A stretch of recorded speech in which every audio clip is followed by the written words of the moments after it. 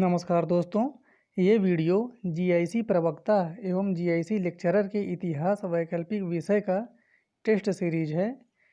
इसमें 30 प्रश्नों का टेस्ट आपको मिलेगा। इसकी प्लेलिस्ट बना दी गई है, वहाँ पर जाकर इतिहास के सारे प्रश्न एवं टेस्ट का वीडियो देख सकते हैं। आपको प्रारंभिक परीक्षा के पहले तक इतिहास का टेस्ट वीडियो दिया जाएगा, जिसमें 90% प्लस क्वेश्चन आने की संभावना रहेगी। इसलिए आप लोग इस वीडियो सीरीज को लगातार फॉलो करते रहिए। चलिए फिर शुरू करते हैं हम लोग। सिंधु सभ्यता की अधिकांश निवासी किस प्रजाति के थे? निग्रायड, भूमध्य सागरी, प्रोटो ऑस्ट्रेलायड या मंगोलायड? तो बी, भूमध्य सागरी थे।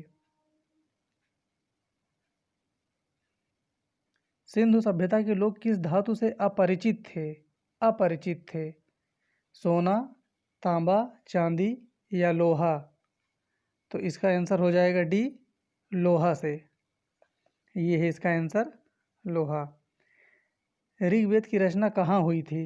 दक्षिण भारत में, पंजाब में, मध्य भारत में या सप्त सिंधु प्रदेश में?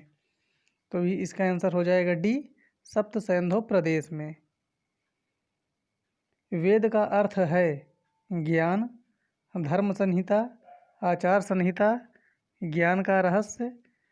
तो इसका आंसर हो जाएगा ए, ज्ञान। वेद का अर्थ होता है ज्ञान।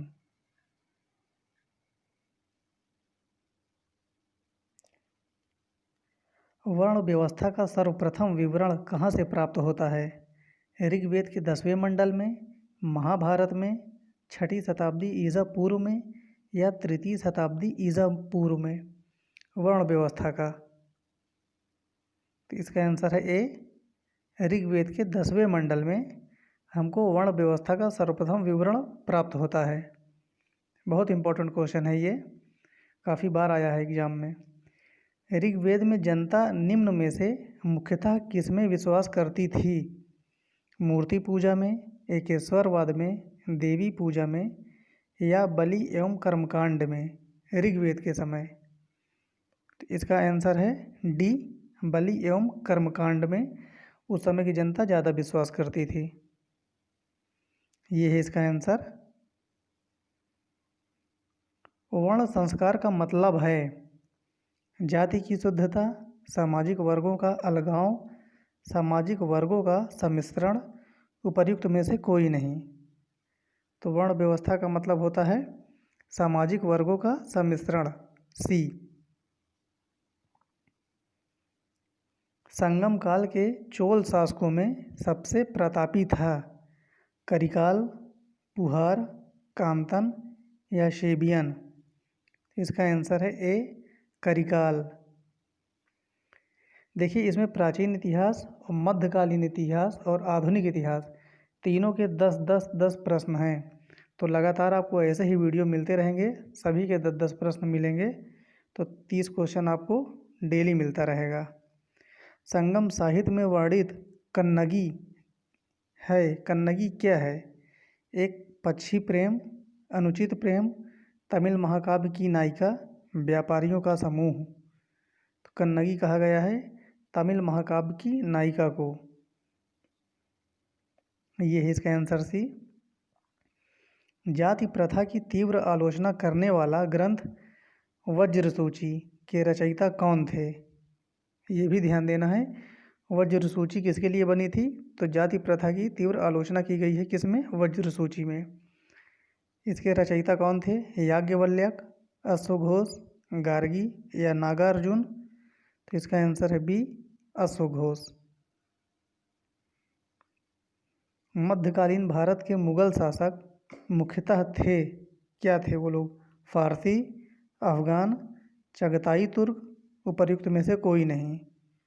इसका आंसर है सी, चगताई तुर्क थे।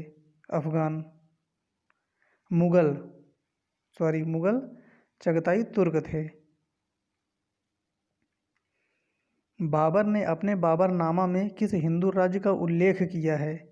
देखिए, हिंदू राज्य की बात कर रहा है और बाबरनामा में, ये भी ध्यान देना है। उड़ीसा, गुजरात, मेवाड़ या कश्मीर?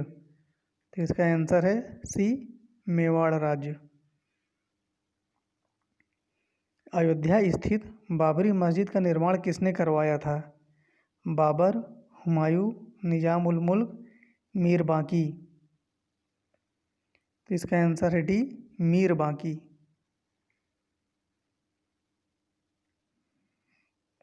निम्नलिखित मध्ययुगीन शासकों में से कौन एक उच्च शिक्षित था, एजुकेटेड था? बलबन, अलाउद्दीन खिलजी, इब्राहिम लोदी या शेर शाह सूरी? शेर शाह लिखा हुआ है, तो इसका आंसर है डी, शेर शाह। यह उच्च शिक्षित था। अकबर द्वारा बनाई गई कौन सी इमारत का नक्शा बौद्ध विहार की तरह है? ये भी ध्यान देना है, बौद्ध विहार की तरह है। पंचमहल, दीवाने खास, जोधाबाई का महल या बुलंद दरवाजा? तो इसका आंसर है ए, पंचमहल बौद्ध विहार की तरह बनवाया गया है। जिस मध्यकालीन भारतीय लेखक ने अमेरिका की खोज का उल्लेख किया है वह है मलिक मोहम्मद जैसी, अमीर खुसरो, रस खान या अबुल फजल? इसका आंसर है डी, अबुल फजल।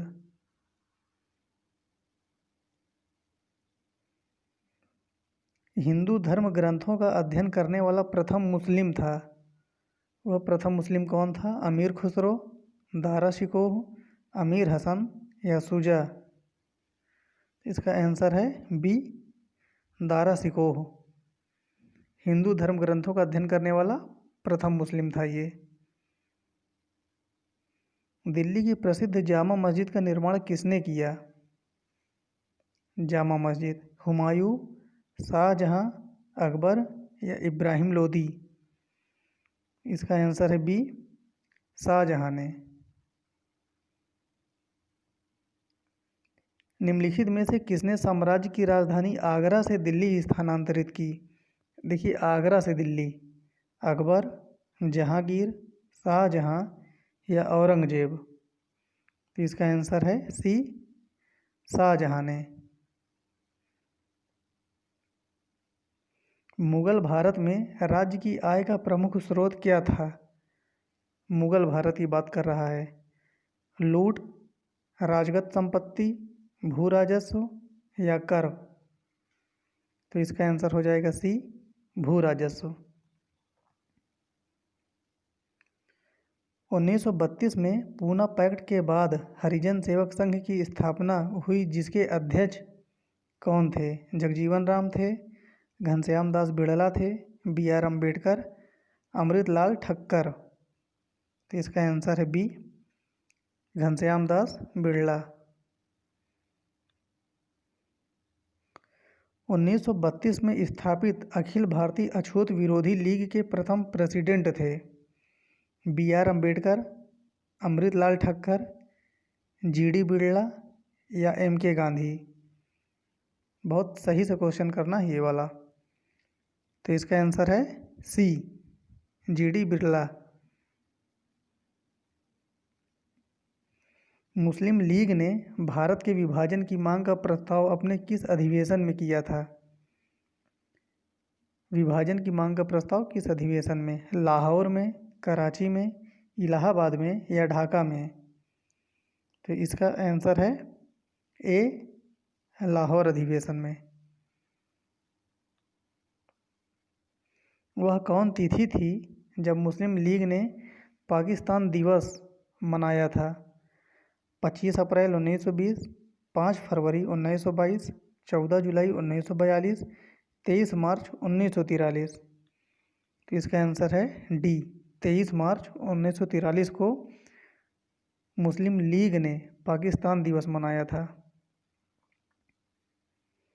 रेगुलेटिंग एक्ट पारित किया गया 1973 में, 1974 में, 1785 में, 1773, 1774, 1785 या 1793 में?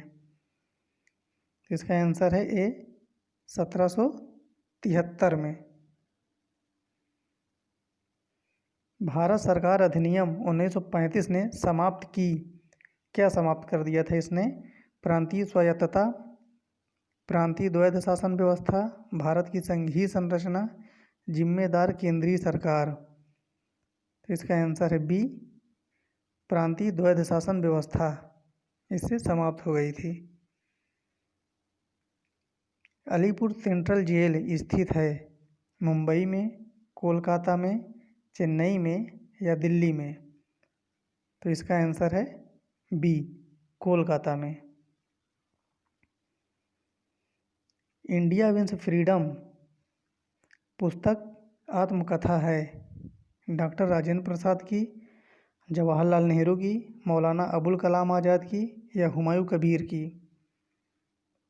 तो इसका आंसर है सी, मौलाना अबुल कलाम आज़ाद की ये बायोग्राफी है, आत्मकथा। चंद्रकांता उपन्यास के लेखक हैं भारतेंदु हरिश्चंद्र, प्रेमचंद, रवीन्द्रनाथ टैगोर या देवकीनंदन खत्री। तो इसका आंसर है डी, देवकीनंदन खत्री जी। निम्नलिखित में से किसे भारत में साम्यवाद का उच्चतम पुजारी कहा गया है? साम्यवाद का उच्चतम पुजारी जवाहरलाल नेहरू को, आचार्य नारेंद्र देव को, M.R. मसानी को, अशोक मेहता को। तो इसका आंसर है ए, पंडित जवाहरलाल नेहरू को। तो ये आज का 30 क्वेश्चन हो गया है। फिर मिलते हैं अगले वीडियो में, तब तक के लिए धन्यवाद।